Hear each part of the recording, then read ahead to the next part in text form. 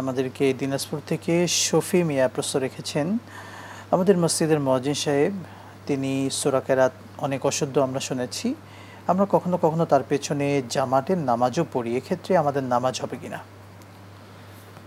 এই ক্ষেত্রে আসলে কোরআনুল কারীমের সুস্পষ্ট বিধান যে ওয়ারাত্তিলিল কোরআন তারতিলা, যে কোরআন যেন তারতিল সহকারে পড়া হয়। এবং রাসূল সাল্লাল্লাহু আলাইহি সাল্লাম হাদিসেও কিন্তু এ ব্যাপারে যথেষ্ট গুরুত্ব আরোপ করেছেন।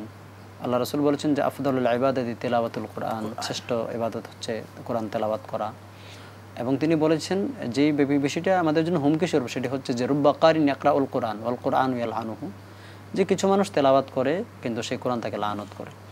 তো এই ক্ষেত্রে আমাদের খেয়াল রাখতে হবে যিনি নামাজ পড়াচ্ছেন যদি তার তেলাওয়াতে লাহানে জলি থাকে, লাহানে জলি যেগুলোর কারণে আপনার সুস্পষ্ট ভুল হয়ে যাচ্ছে এবং অর্থের মাঝে পরিবর্তন হয়ে যাচ্ছে, তাহলে সেই ব্যক্তির পিছনে ইক্তাদা করা জায়েজ হবে না। বরং কমিটির দায়িত্ব, এলাকাবাসীর দায়িত্ব যে তাকে সুযোগ দেওয়া যেন তিনি সহি শুদ্ধ করে কোরআন তেলাওয়াতটা শিখে নেন, অথবা তাকে পরিবর্তন করে যেন আরেকজন ইমাম যার তেলাওয়াত সহি তাকে যেন নিয়োগ দেওয়া হয়। হ্যাঁ, এই ক্ষেত্রে আরেকটা বিষয় হচ্ছে যে উপস্থিত যারা আছে এই উপস্থিত ব্যক্তিদের মাঝে ওই ব্যক্তির তেলাওয়াতটা এমন যে লাহানে জলি হয় না, তবে লাহানে খফি কিছু ভুল ত্রুটি হয়ে যায়, তাহলে পিছনে যারা ইক্তাদা করেন তাদের মধ্যে যদি তার চাইতে উত্তম কেউ তেলাওয়াত করতে না পারে তাহলে তাদের নামাজটা হয়ে যাবে।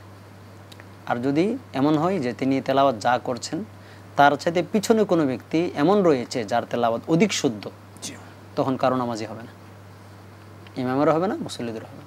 যোগ্য ছিলেন সেই সহি শুদ্ধ যিনি জানেন তিনি যোগ্য ছিলেন। এবং আমাদের সমাজে কিন্তু এই ব্যাপারটি মূল্যায়ন করা হয় না অনেক সময়। না, অবশ্যই মূল্যায়ন করতে হবে, কারণ হচ্ছে এটি নামাজের বিষয়। একজন ইমাম যার ইমামতিতে তার পিছনে হাজারো মানুষ নামাজ পড়ছে, এই জন্য দেখেন ইমাম যখন ভুল করে গোটা মুসল্লিদের উপর কিন্তু সাহস দেওয়া যায়, ভুলটা করতে করেছে ইমাম। আসলে ইমামের ভুলের পেছনে কোনো বিশেষ এরভাবে কারণ আছে কিনা যদি বলতেন। এই ব্যাপারে আছে, এই ব্যাপারে রাসূল সাল্লাল্লাহু আলাইহি সাল্লামের যুগেও তার কেরাতে একবার সমস্যা হয়েছে। আল্লাহ রাসূল তখন সাহাবীদেরকে বলছেন, এই তোমরা ভালো করে ওযু করবা, তোমাদের ওযুর ত্রুটির কারণে ইমামের উপর প্রভাব পড়ে। তাহলে দেখেন যে কোথাও কোথাও ভুলটা করেছে কিন্তু মুসল্লিরা, কিন্তু তার প্রভাব কিন্তু কি ইমামের উপরে গিয়ে পড়ে। তো সেজন্য এই বিষয়টা খেয়াল রাখতে হবে, মুসল্লিরা যেন সচেতন থাকে এবং যিনি ইমাম হবেন, আল্লাহ রাসূল বলেছেন আল ইমামু জামিনুন ওয়াল মুআদ্দিনু মুতামানুন, ইমাম হচ্ছে জামিনদার, ইমাম যিনি তার উপরে ভিত্তি করেই পিছনে মানুষ ইক্তাদা করছে। অতএব সে যদি তেলাওয়াত ভুল করে অথবা যদি তার অর্থের মধ্যে পরিবর্তন করে ফেলে তেলাওয়াতের মাধ্যমে, তাহলে তো সব মানুষের নামাজ কি হয়ে যাবে, নষ্ট হয়ে যাবে। এই জন্য বিষয়টিকে অত্যন্ত গুরুত্বের সাথে বিবেচনা করতে হবে যিনি ইমাম হবেন। এবং রাসূল হাদিসে বলছেন যে আউলান নাসি বিল ইমামাতি আকরাউহুম কিতাবান, তোমাদের মাঝে ইমামতি করার জন্য সেই ব্যক্তি উত্তম যার তেলাওয়াত অত্যন্ত বিশুদ্ধ।